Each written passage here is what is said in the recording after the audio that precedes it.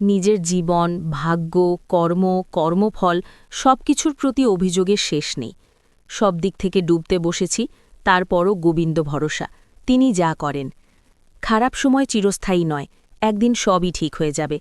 ভগবান সবসময় আমাদের পরীক্ষা নেন, আমাদের উচিত সবসময় তার প্রতি বিশ্বাস, ভক্তি অটুট রেখে তার নেওয়া সকল পরীক্ষায় উত্তীর্ণ হওয়া।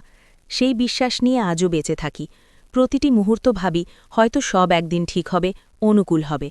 জীবনের চলার পথ ভগবান সহজ করে দেবেন, হয়তো পরে ভগবান ভালো কিছু রেখেছেন। দিনের পর দিন, মাসের পরে মাস, বছরের পর বছর অতিবাহিত করছি, অথচ জীবনে ভালো কিছুই পাচ্ছি না, বরং আরও অবনতি হচ্ছে। ভগবান, জীবনের শেষ পৃষ্ঠাতে ভালো কিছু রেখো। জীবনে কিছুই পাব না, এটা তো কোনো কথা হতে পারে না। কৃপা করো এই অধমে।